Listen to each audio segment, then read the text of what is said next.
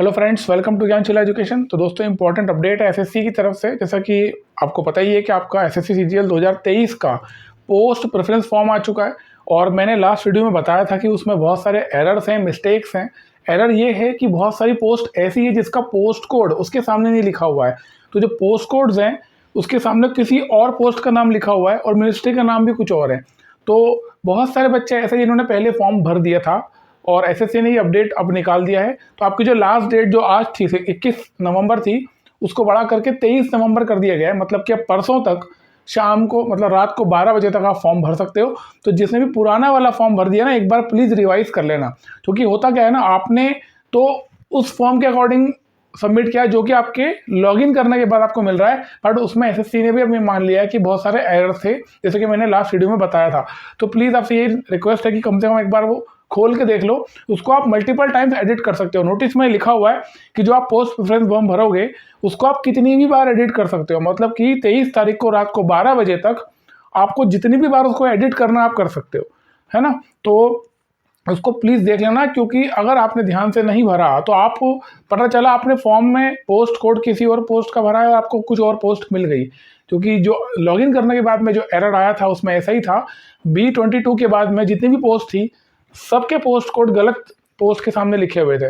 तो बहुत सारे स्टूडेंट्स भर भी चुके थे। तो इसलिए आपसे कहूँगा कि आप एक बार इसको वेरीफाई कर लेना। इसका सबसे बढ़िया तरीका यही है कि जो एसएससी ने वैकेंसी लिस्ट निकाली है, जो टेंटेटिव वैकेंसी मतलब फाइनल वैकेंसी है, उसकी लिस्ट निकाली है। उसका पीडीएफ आपको एसएससी की वेबसाइट पे मिल जाएगा या अपने टेलीग्राम चैनल पे मिल जाएगा, वहाँ से ले लेना।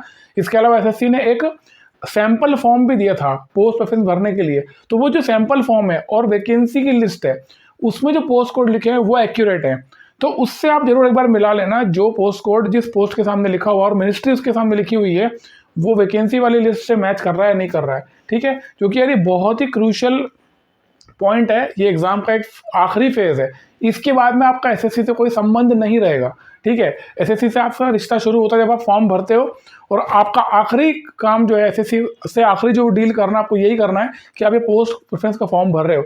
इसके बाद जो भी आपको पोस्ट अलॉट होगी आपको सीधे वो मिनिस्ट्री आपसे अब कांटेक्ट करेगा और आपको उनसे ही मतलब रहेगा। तो इसको बहुत ध्यान से भरना। पोस्ट प्रेफरेंस भरते समय मैंने आपको पहले ही बताया था कि आपको इस चीज़ का जरूर ध्यान रखना है कि आपकी मार्क्स के अकॉर्डिंग होम पोस्टिंग आपको कहाँ मिल सकती है, क्योंकि होम पोस्टिंग का बहुत इंपॉर्टेंस है। मैं सालों से ये बात बोल रहा हूँ। बहुत सारे बच्चे गलतियां पहले कर चुके हैं, दूसरों की बातों में आकर के अच्छी पोस्ट ले लेते हैं, लेकिन ये सोचते नहीं है कि हमें पोस्टिंग कहाँ मिलेगी। जैसा कि आपको पता ही है कि इनकम टैक्स में जीएसटी में लगभग अभी ट्रांसफर्स बंद हो चुके हैं। बहुत सारे डिपार्टमेंट ऐसे हैं जो कि आपको आपके रैंक के अकॉर्डिंग पोस्टिंग नहीं देते हैं।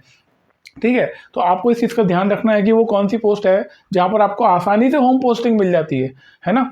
और अगर मान लो आपको होम पोस्टिंग ना भी मिलती है तो इन फ्यूचर उसमें ट्रांसफर्स की आपकी पॉसिबिलिटी हो कि 6 महीना 1 साल मान लो आप दूर भी हो जाते हो अपने घर से, तो संभावना है कि आप अप्लाई करो और आपको ट्रांसफर आपके होम पोस्टिंग या आपको जहाँ पोस्टिंग चाहिए वहाँ आपको मिल जाए। ठीक है, तो इस चीज़ की प्रेफरेंस आपको क्लियर रखना है।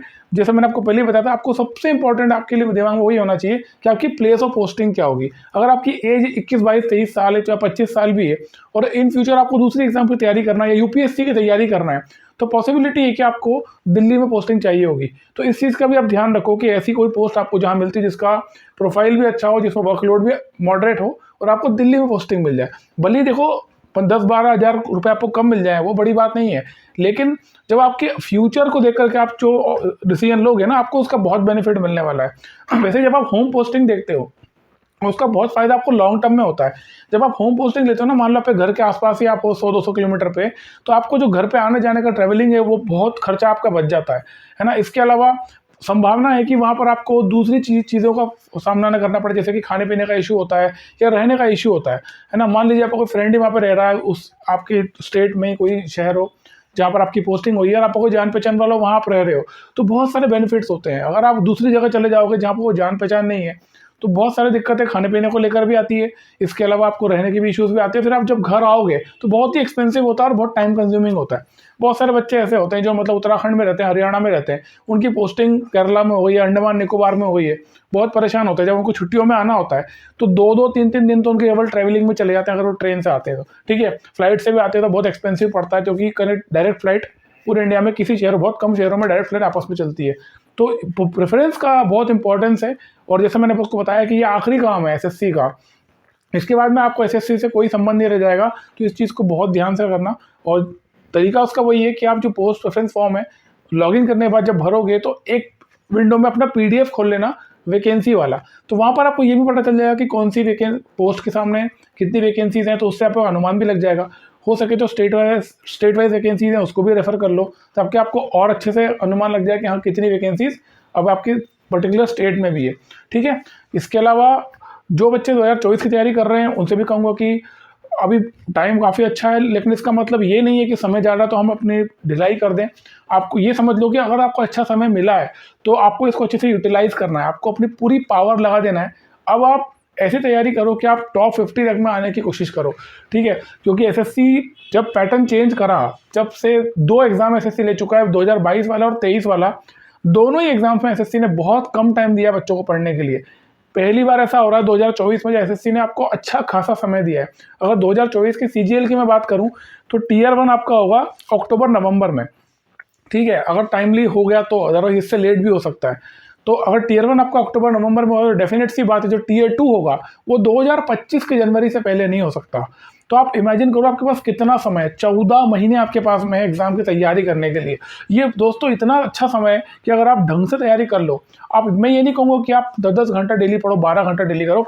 आप ये भी कर सकते हो कि कोई पर्टिकुलर कोई आप जॉब कर रहे हो या पार्ट टाइम जॉब कर रहे हो वो कर सकते हो, उसको करते करते आप तैयारी स्टार्ट कर सकते हो। लेकिन एक चीज़ का ध्यान रखना, आपको डेली बेसिस पे कंसिस्टेंट रहना है।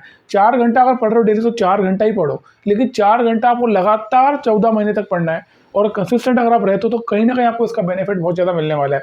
2024 के एग्जाम्स के लिए जितने भी हमारे एसएससी के एग्जाम्स होंगे उसके लिए बहुत सारी चीज़ें आने वाली है, अपने मेरे एंड से भी आने वाली है। तो उसके लिए आप तैयार रहना। ठीक है। बहुत सारे वीडियोज़ भी आएंगे अब, क्योंकि बहुत लंबा ब्रेक भी हो गया मेरी तरफ से, तो उसमें भी अपन आगे बढ़ेंगे। बट मैं आपसे ये कहूँगा कि ये मत सोचना कि यार एग्जाम टाइम ज़्यादा है तो हम डिले पड़ जाएँ। टाइम ज़्यादा नहीं है, टाइम तो उतना ही है, आपको यूटिलाइज करना है बस। ठीक है।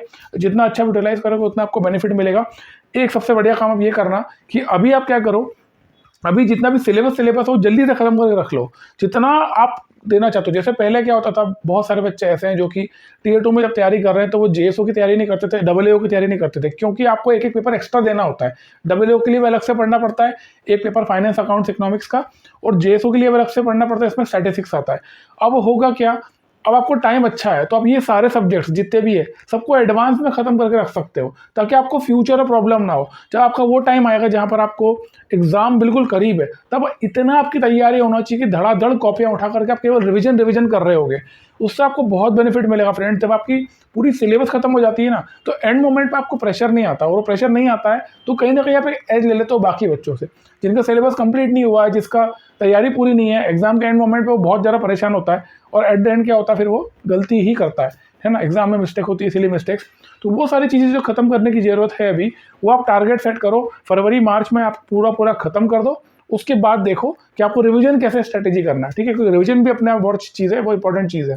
और जहाँ तक बात करें एग्जाम के पैटर्न की और लेवल की, तो देखो एसएससी 2 बार से जो नया वाला पैटर्न आया वहाँ पर एसएससी बहुत मॉडरेट क्वेश्चन पूछ रहा है, लेकिन इसका मतलब ये नहीं कि एसएससी हमेशा यही पैटर्न रखेगा। हो सकता है एसएससी आने वाले समय अपना लेवल बढ़ा दे, है ना।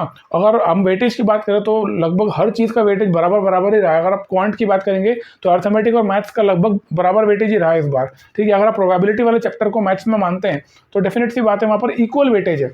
रीजनिंग की बात करें, जीए की बात करें, इंग्लिश की बात करें, कंप्यूटर की बात करें, हर चीज़ में आपको मॉडरेट लेवल पे चीज़ें मिल रही है। बट हो सकता है एसएससी आने वाले समय में इसका लेवल बढ़ा दे, है ना। कुछ कह नहीं सकते। तो आपकी प्रिपरेशन ऐसी होना चाहिए कि आप हर चीज़ के लिए तैयार रहो। ठीक है। तो मिलते हैं अगले वीडियो में। Thank you so much. जय हिंद।